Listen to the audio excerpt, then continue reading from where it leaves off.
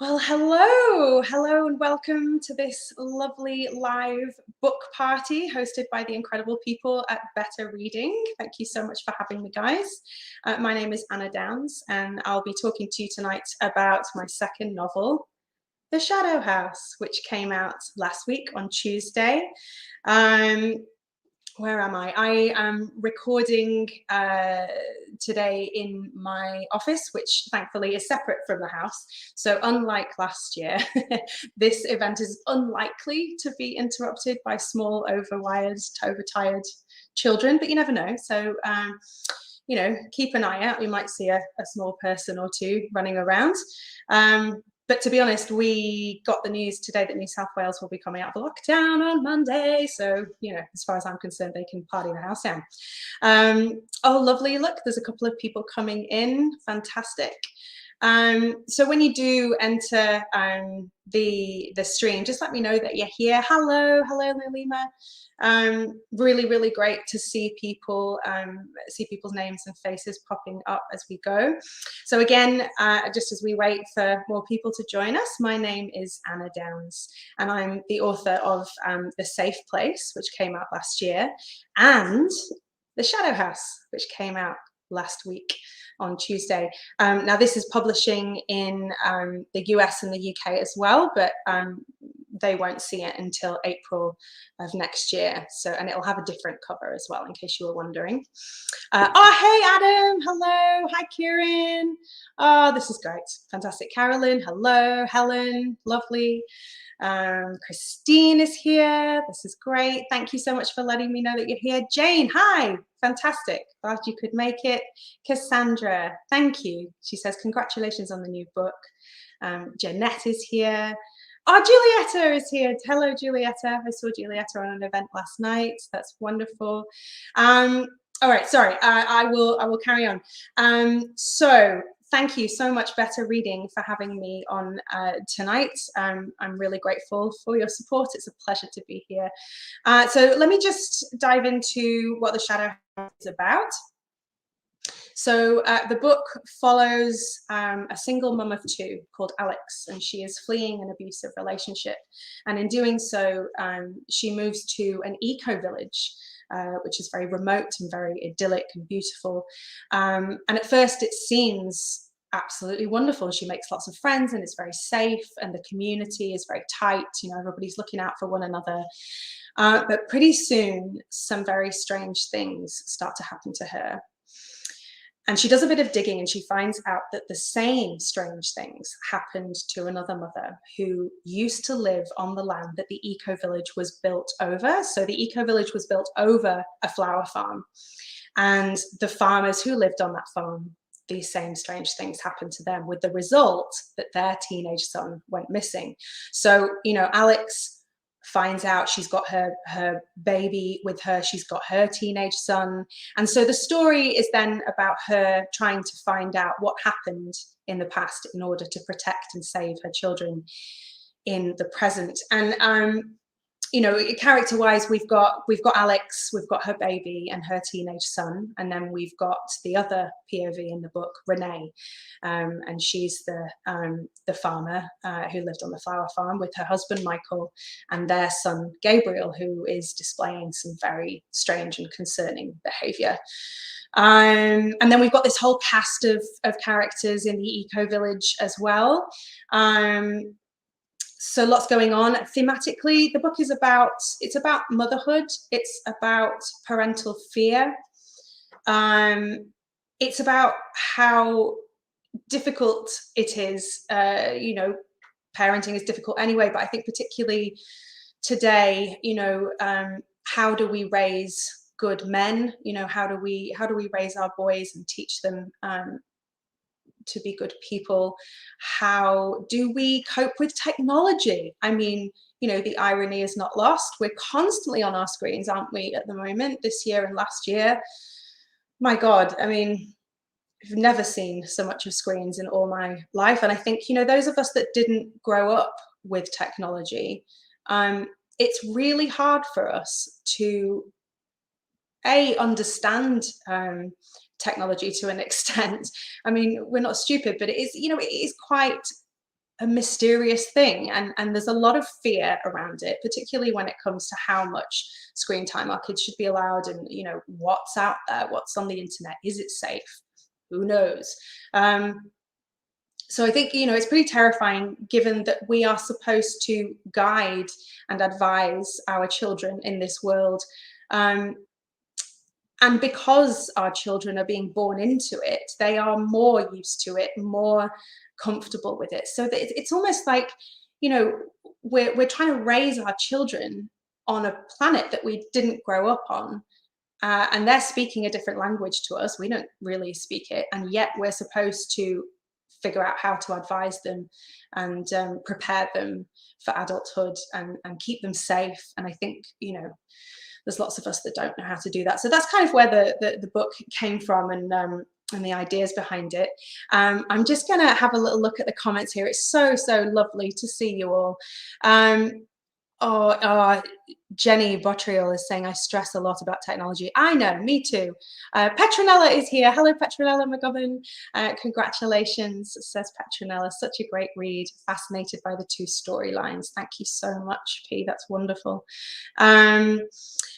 Who else have we got? Christine Connolly, can't wait for your new book to be released, as I enjoyed the safe house, the safe place, but that's fine. I know what you mean. Thank you so much. Wendy Kendall has asked a question: what inspired you to write on this topic? Well, I have 2 children, and my protagonist in the book, Alex, she has a teenage son. I don't have a teenage son. My kids are 5 and 7. But as I was starting to think about this storyline, technology is kind of creeping into our lives, and I started to get a bit anxious about how I was going to parent my children in this world that I didn't understand, as I was saying before. And I had this interesting conversation with a really good friend of mine who was really beautifully open about her experiences as a single parent, trying to raise a teenage son. And it was just them, her and her son. And she said to me that it felt like, they'd always been this little team of 2. They'd always been best friends. And then once he hit around 11 or 12, I think she said, he kind of changed, as they do, as all kids do. But he clammed up, and their relationship changed. And then things turned a bit unpleasant. She said, honestly, sometimes it just feels like he's possessed or something. I don't know who he is anymore. And I thought, my God, I just can't imagine a time when my little children, might change like that. And our relationships are going to go through all these different changes, and how frightening that is. But that comment kind of stuck in my head, and it stuck in my head for a long time. And I kept thinking I would really like to write about that sort of relationship. And then something else happened where my brother-in-law, Justin, who may or may not be here, possibly, he came over to our house one time, and he said, oh my God, have you heard about the dark web, mystery boxes? I was like, what are these things? He showed me this whole list of videos on YouTube, where these YouTubers, which by and large were sort of young men, teenage to kind of early 20s. And the videos were about them. I don't know if you ever saw or are aware of the unboxing trends that happened, where on YouTube there were these videos of teenage girls who would be unboxing mystery boxes that they'd got from sort of cosmetic companies, or they might unwrap the new Gucci bag or a new iPhone, and they would say, oh, I don't know what's in this box, let's have a look. And they hold it up to the camera and talk about it. So this trend was that these people were ordering these boxes on the dark web, and they would turn up, and these boxes would be filled with a very strange assortment of things, like flash drives, and maybe a small plastic bag of white powder, a rope, a child's backpack, a bloody screwdriver, some weird photographs. And it was the weirdest thing I've ever seen. And I couldn't stop thinking about it, because I thought, why would anyone send that? Where are they coming from? And what is the dark web? So then I fell down a dark web rabbit hole. And I've really gone off on a tangent there, haven't I? So ultimately, what inspired me to write the book came from all different areas. I did write a first draft that was more heavily focused on the dark web, and that's kind of faded out a little bit through the draft. So it's not as heavy on that anymore, but that was definitely in the seed, the first seed of inspiration. All right, let's have a look at some more questions. J Bell, I don't envy young parents today. I know it is hard. Rita Renwick, it's in my Kindle. Are you working on your next book yet? Thank you, Rita. Well, I am, yeah. I mean, I'm kind of giving myself a little bit of a break. I've worked very hard and intensively on the Shadow House.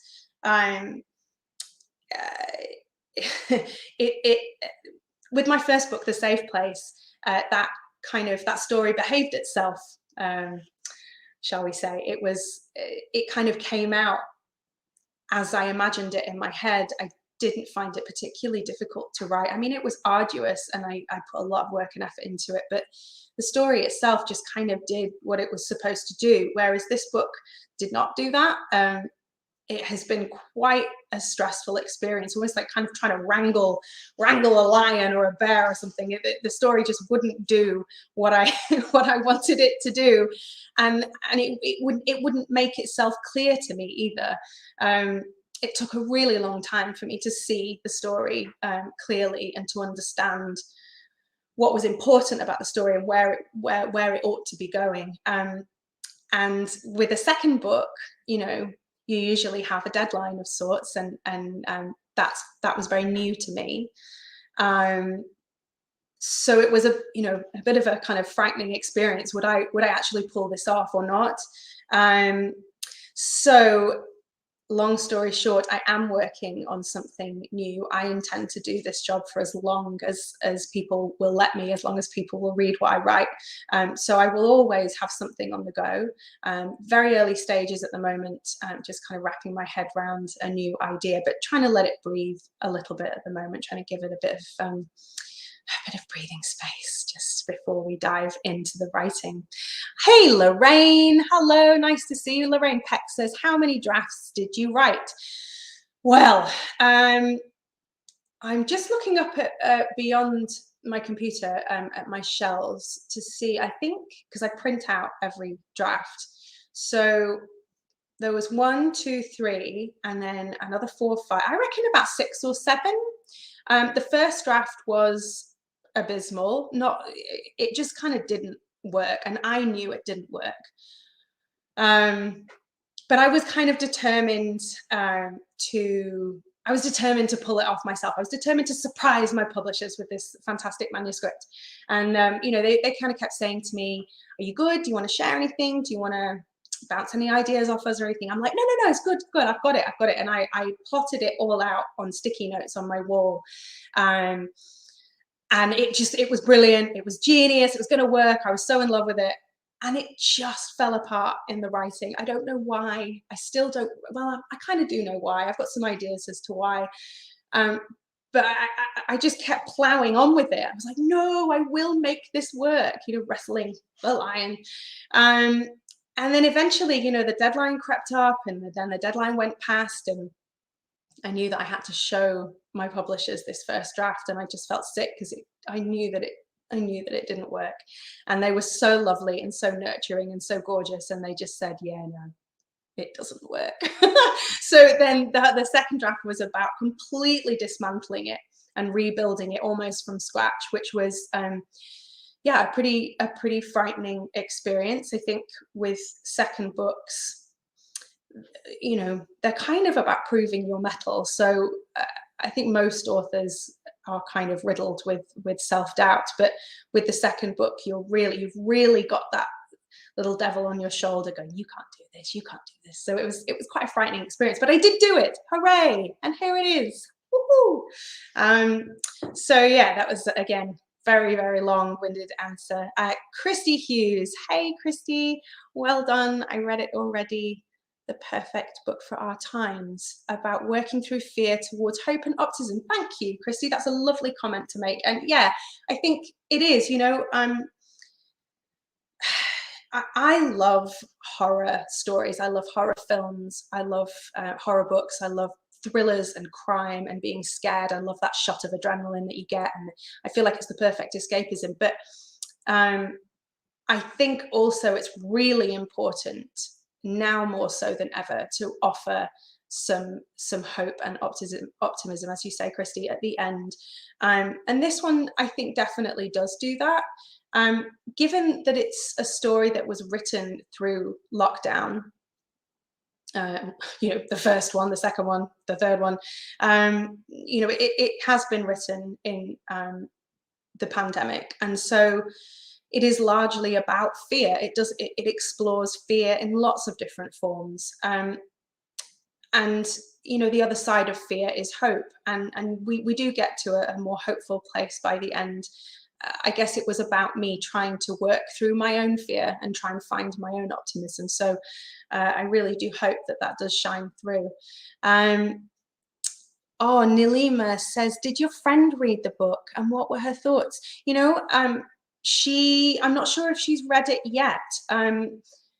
So I haven't got any thoughts from her, but I did send it to her. I mean, we've all been a bit busy, haven't we? So I shall check in with my friend and I shall keep you posted.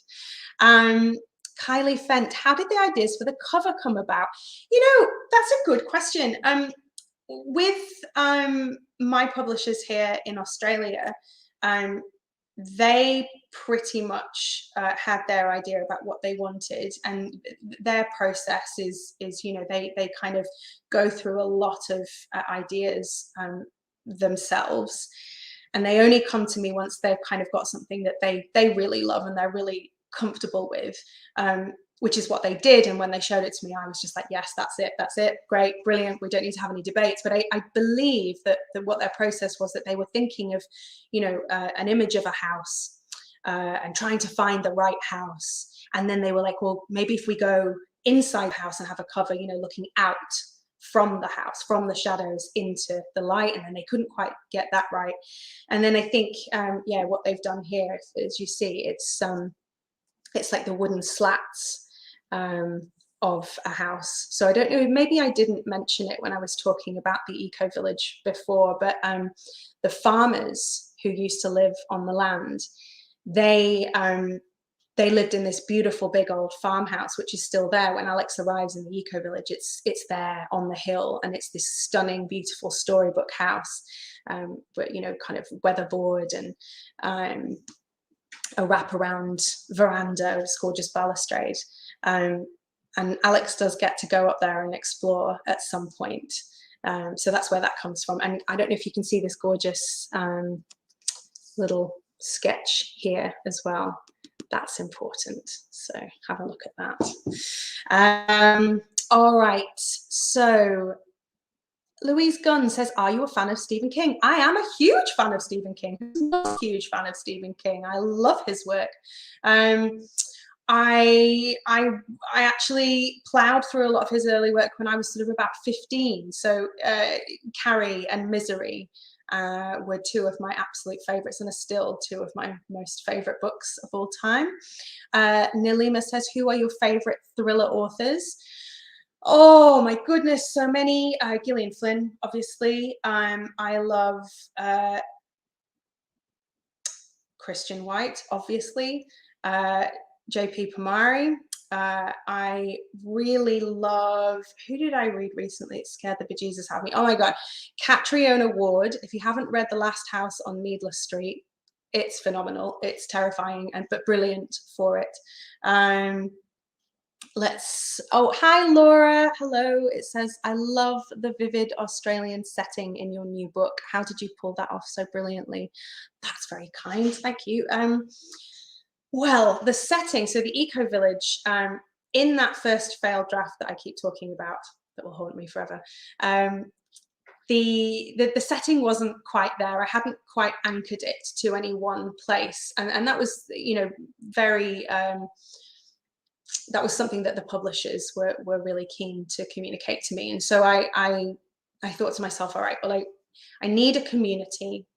I need a community of a particular kind of people who are trying to live a certain way and who hold a kind of a certain ideology.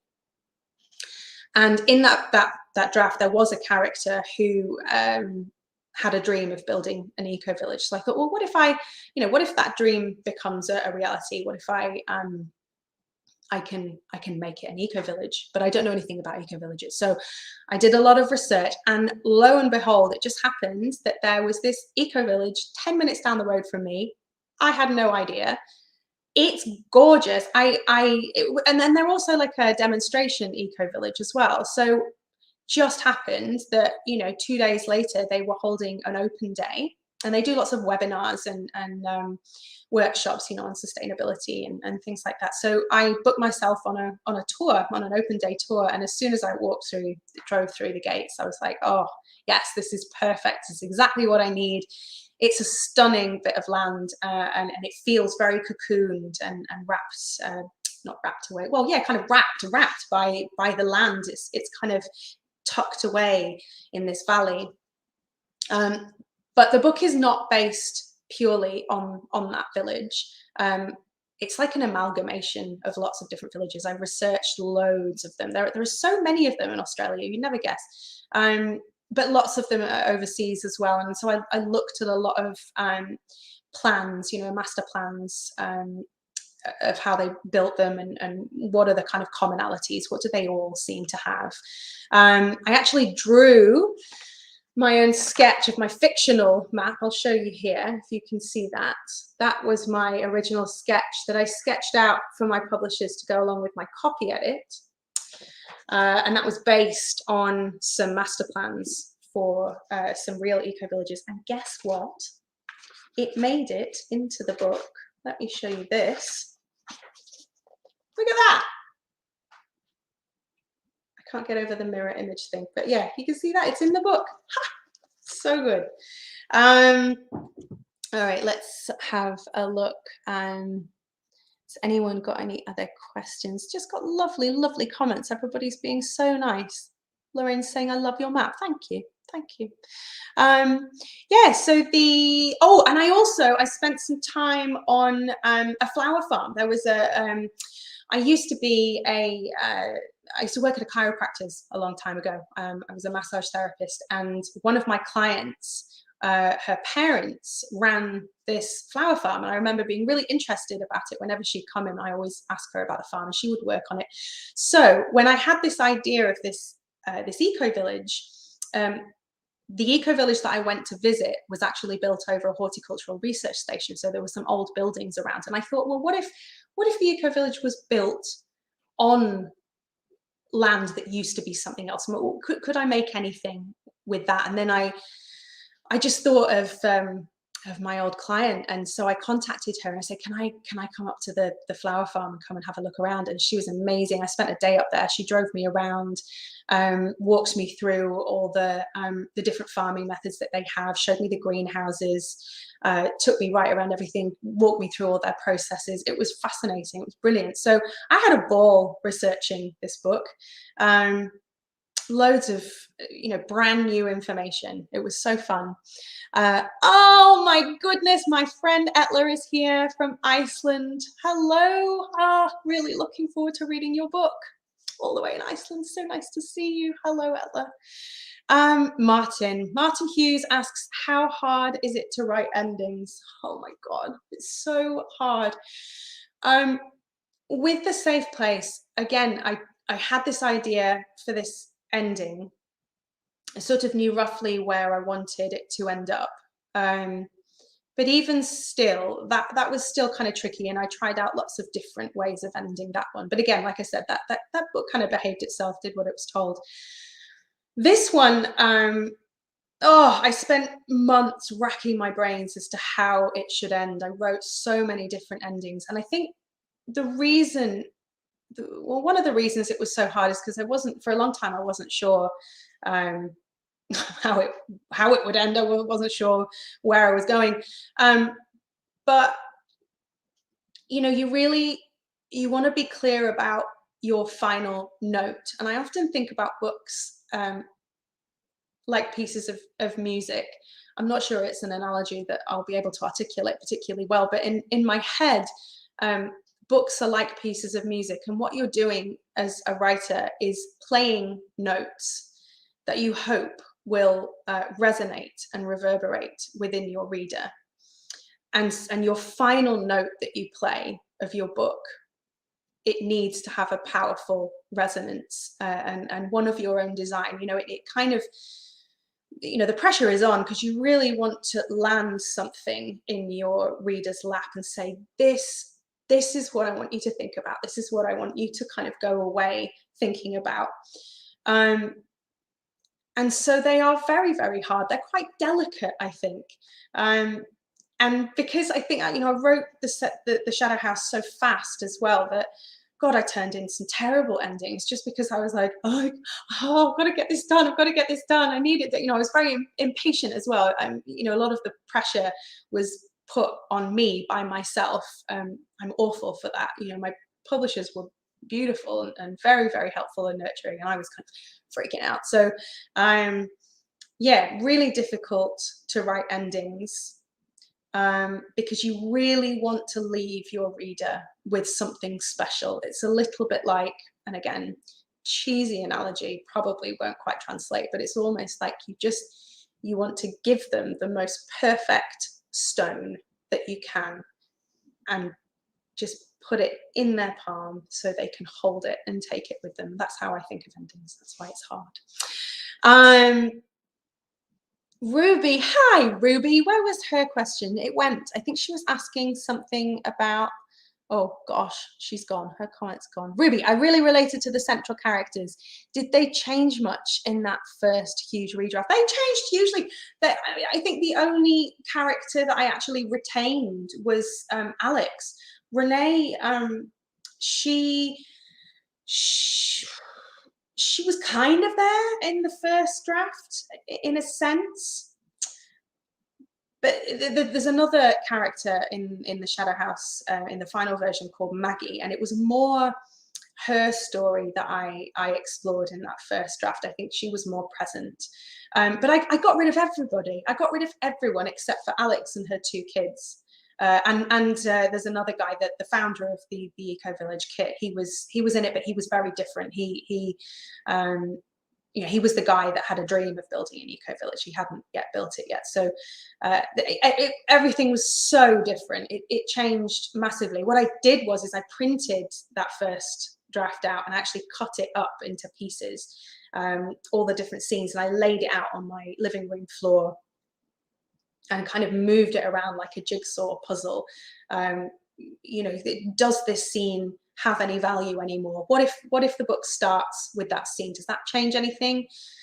What if this end scene actually, if you put it in the middle, does that change anything? Do we need more interesting transition here? And it kind of helps just shake up your ideas as well. So everything changed.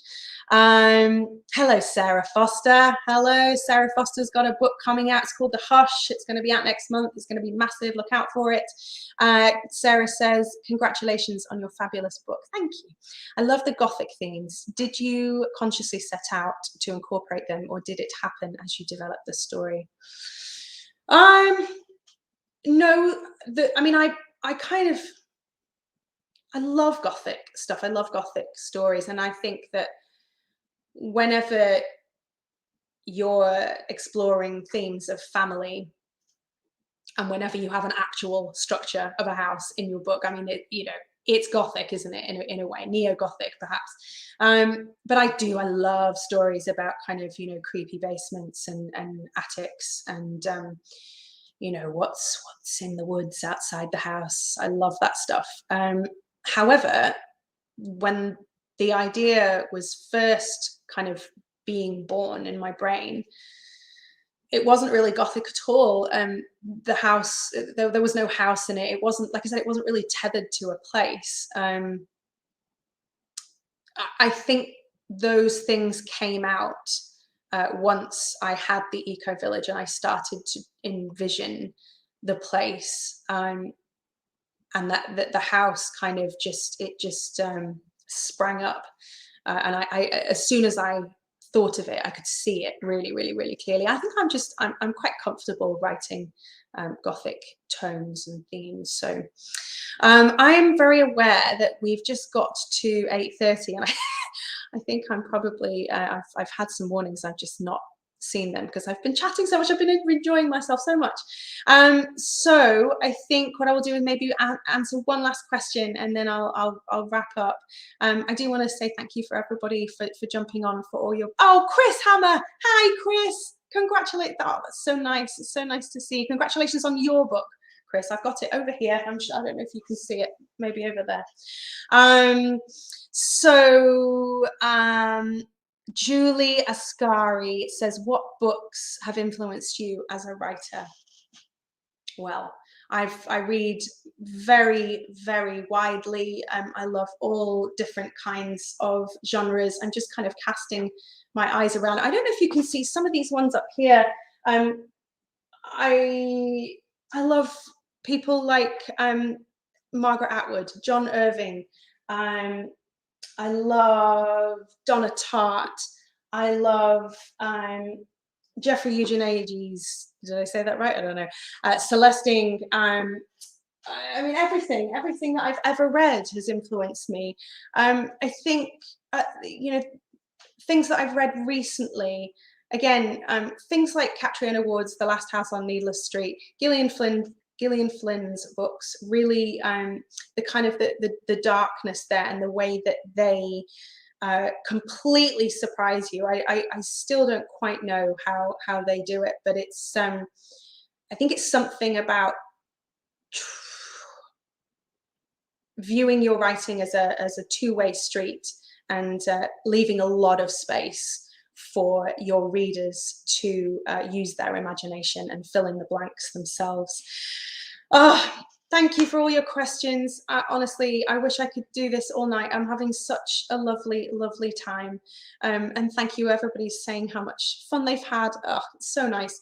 It's hard releasing a book in a pandemic. I've done it twice now, and so it's really lovely doing these kinds of events and having everybody jump on and communicate with me. It's so nice. I do, in the absence of a proper launch, I do just want to say a huge thank you to Martin at Affirm and all the team, Kieran, Laura, everybody. You've all been amazing, and this book would never ever have happened without you. I want to say a huge thank you to my agent Tara Wynn at Curtis Brown, everybody at Curtis Brown, and Hilary Jacobson in the US, and a massive thank you to Better Reading for having me tonight. I just so appreciate your support. Go and read the book, it's really good. Thank you so much for joining me today.